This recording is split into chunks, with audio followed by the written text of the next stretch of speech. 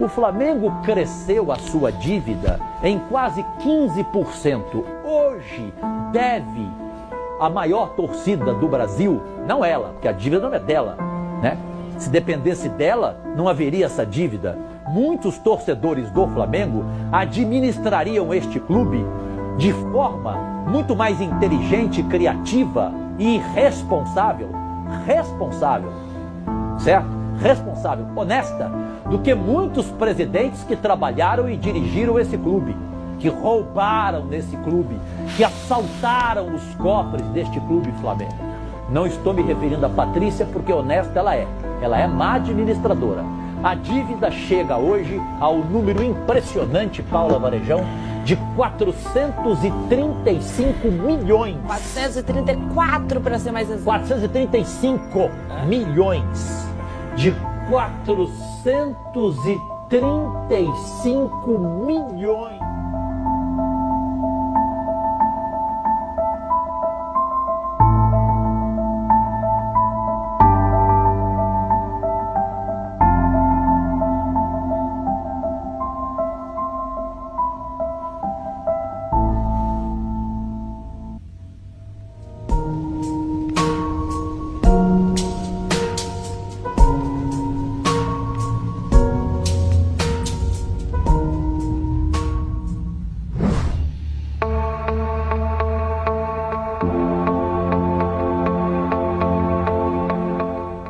Que a gente não pode se permitir, né, como citou inclusive aqui o Dr. Walter na sua fala, é decepcionar essa massa enorme de rubro-negros que nos apoiaram, e nós temos que retribuir esse apoio, esse carinho com muitas vitórias dentro do campo e fora dele. E agora que começa, vamos dizer, a parte mais que vai nos chamar um pouco aqui a nossa responsabilidade. Acho que vem aí dessas vitórias fora do campo que começa o nosso principal desafio. Se a nossa posição como clube esportivo, como futebol, né, no momento não está nos agradando, no final de contas nós terminamos o Campeonato Brasileiro como a quarta força carioca, 11º lugar. Eu sofri o que minha mulher sofreu aí com a minhas noites de insônia com aquele fantasma da segunda divisão. Eu acho que a nossa situação fora de campo é ainda mais preocupante.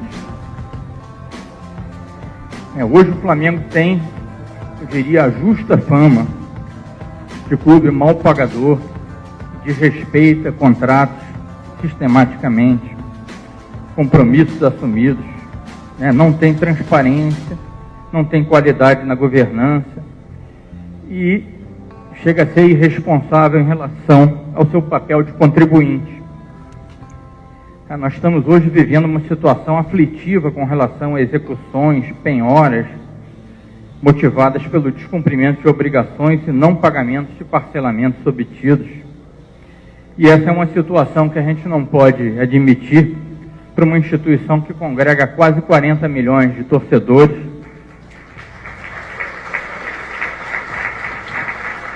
cuja imensa maioria é composta por pessoas humildes, cujo principal ponto de contato com a realidade é exatamente através do seu clube de futebol.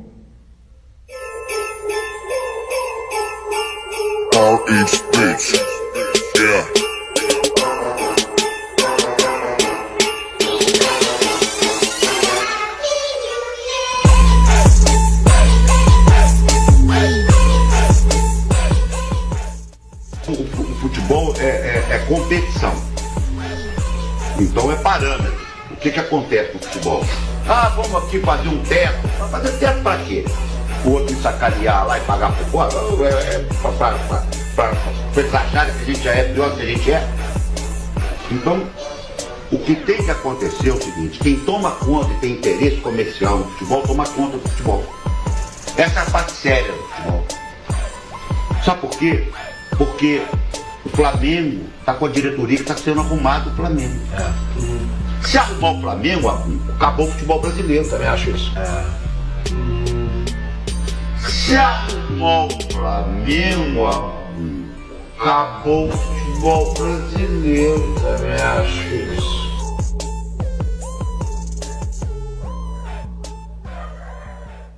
O Flamengo rapidamente saiu do déficit econômico. No futebol brasileiro não tem comparação. O Flamengo conseguiu algo acima da média. Iniciava uma nova era no clube. Com os altos salários e o pagamento em dia, o time começava a se reforçar com os principais nomes do futebol brasileiro.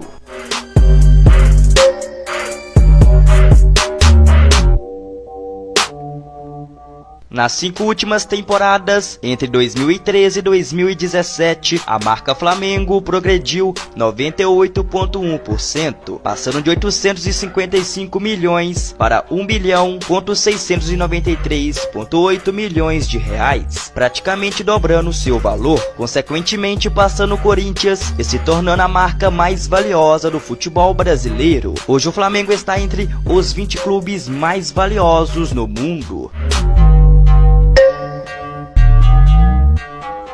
Bandeira não só tirou o time da crise, mas também estruturou completamente o clube e no final de 2018 foi inaugurado um novo CT, considerado um dos melhores do mundo.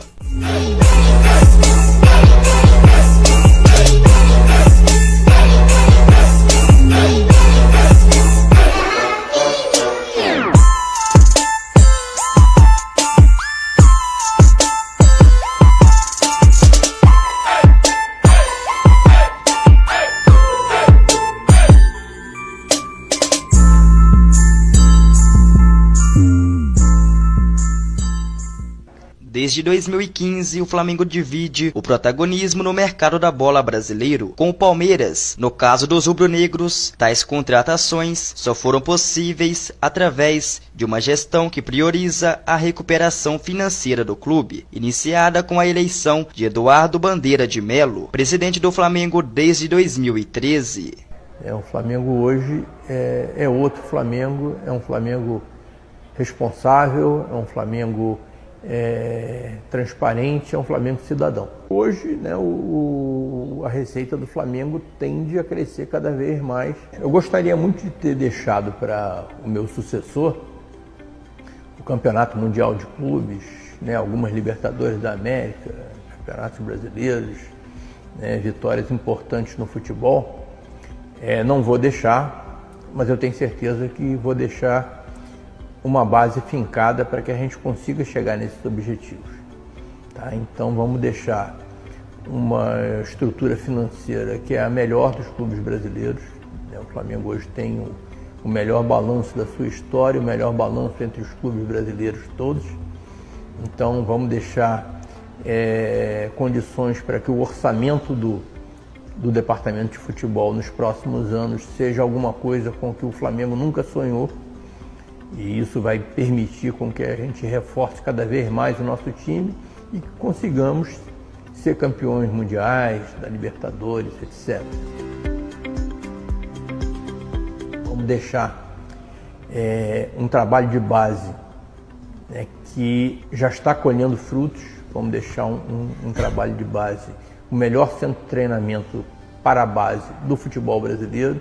Vamos deixar aqui recursos humanos de altíssimo nível, vamos deixar jogadores... Para muitos, Eduardo Bandeira de Melo fez algo jamais visto no futebol brasileiro. Transformou o time mais endividado para o clube mais rico do Brasil.